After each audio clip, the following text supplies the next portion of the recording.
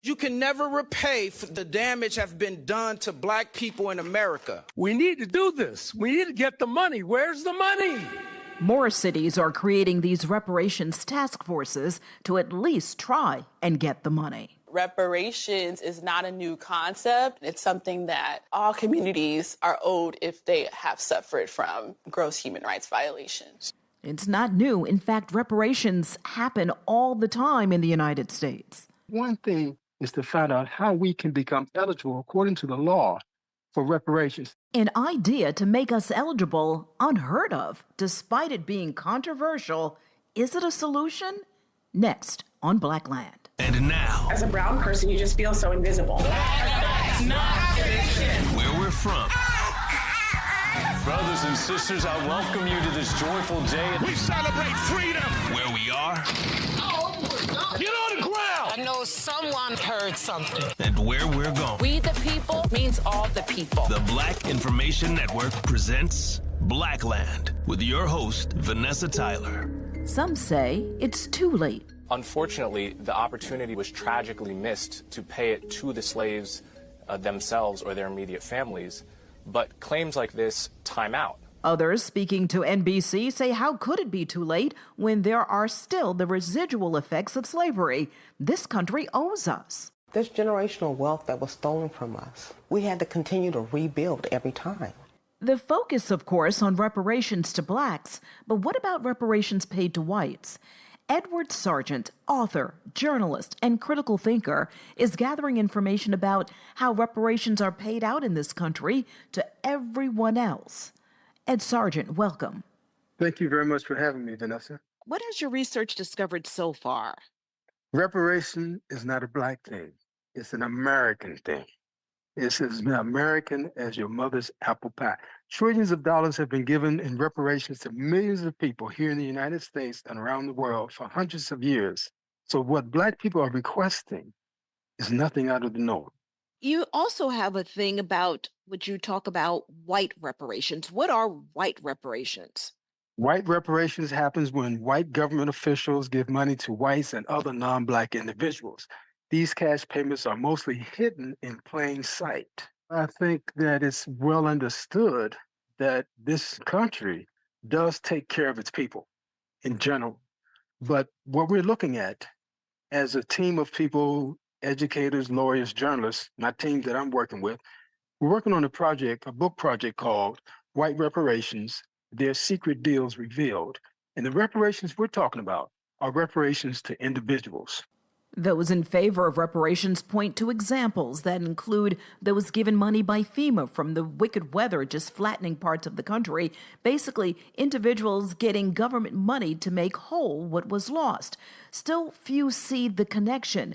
Polls about reparations for black people with slavery ancestry is mostly a no. A Pew Research poll from 2021 finds 68% against reparations, but breaking it down by race, 80% of white people are against it, and 77% of black people are for it, making it one of the most divisive issues in our country. Well, as Dr. Claude Anderson has said, author of Powernomics, one of my favorite clients, I've been an editorial consultant with him. He has made a big issue, a big platform that black people are a unique people.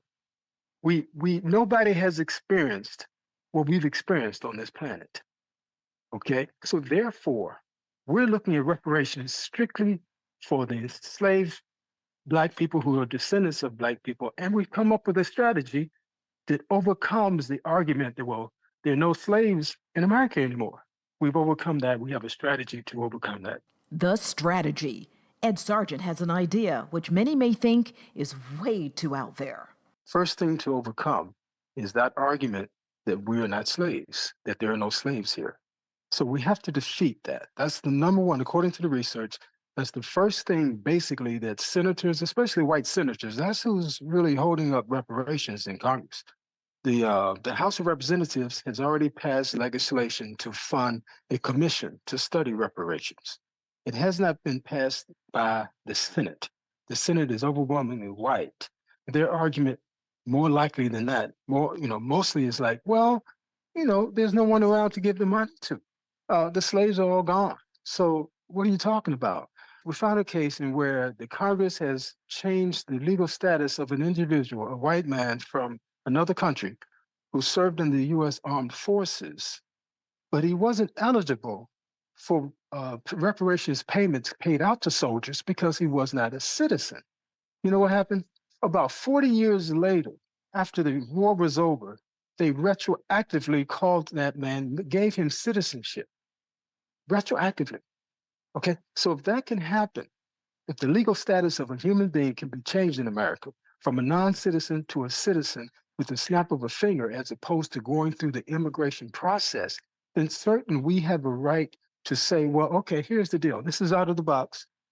This is going to shock a lot of people. But the idea is to say, well, I am my ancestor.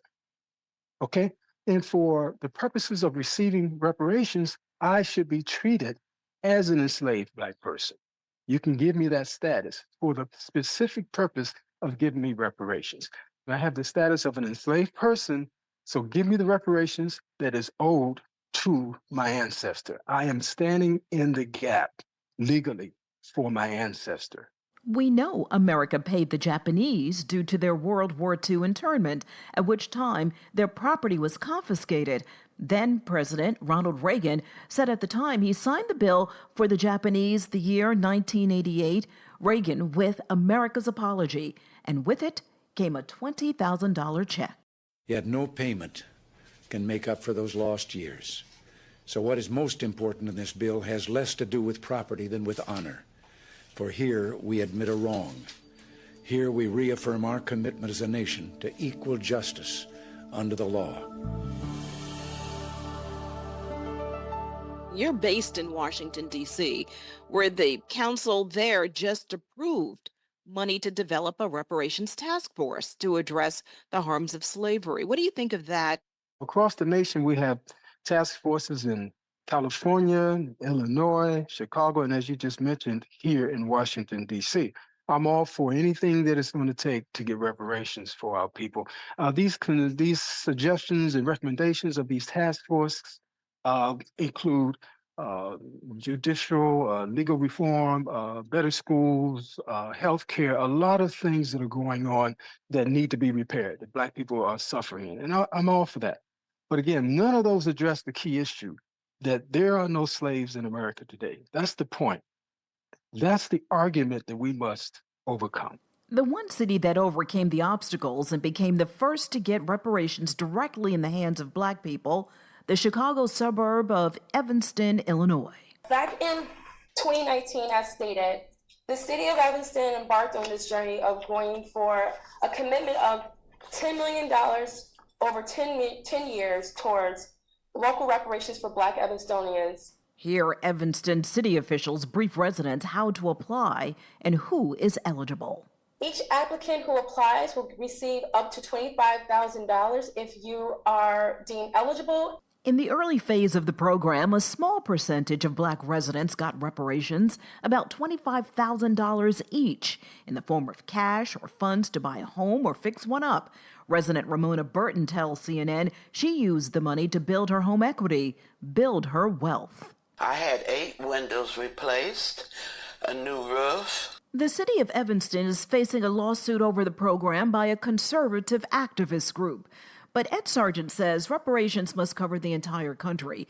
Evanston is just one small city. Oh, that's great. That's a state-by-state, locale-by-locale movement. We're talking now about a federal piece. We're talking about the federal government. It was the federal government that legalized enslavement of our people.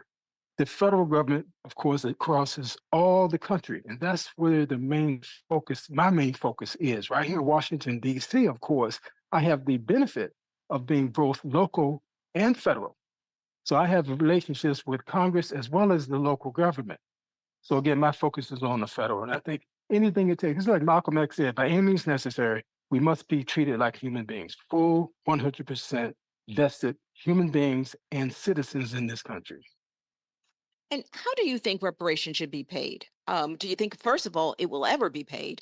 And how do you think it should go in the form of services or cold, hard cash? Both. We have to be able to repair ourselves.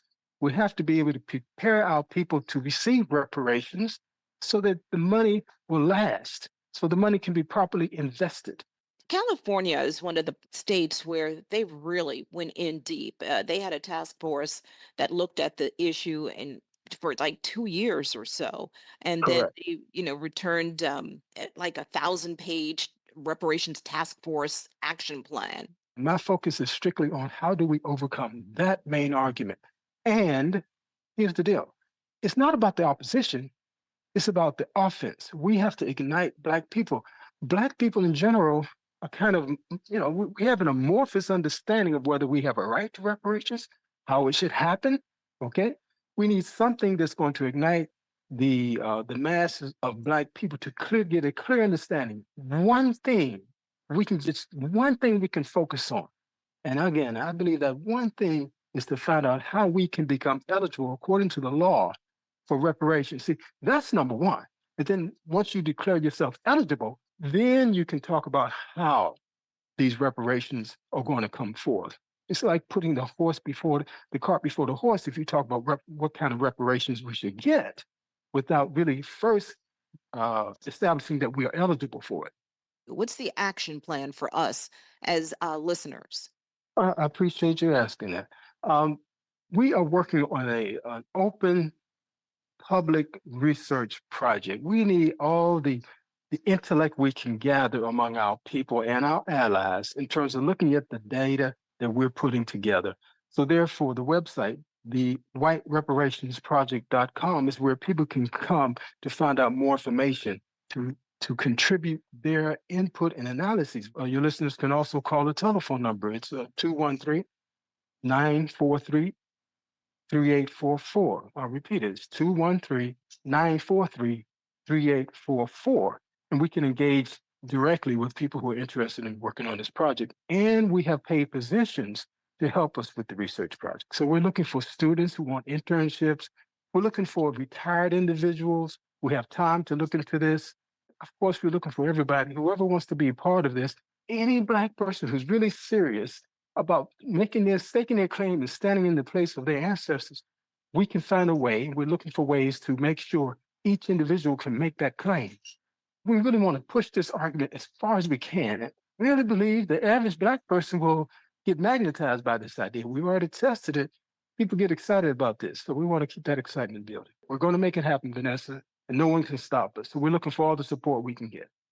Excellent. Ed Sargent, author and investigative journalist. Keep digging. Vanessa, thank you for the opportunity. You have a great day. Join me next Friday for a brand new episode of Blackland. Like and subscribe and get it wherever you get your podcasts.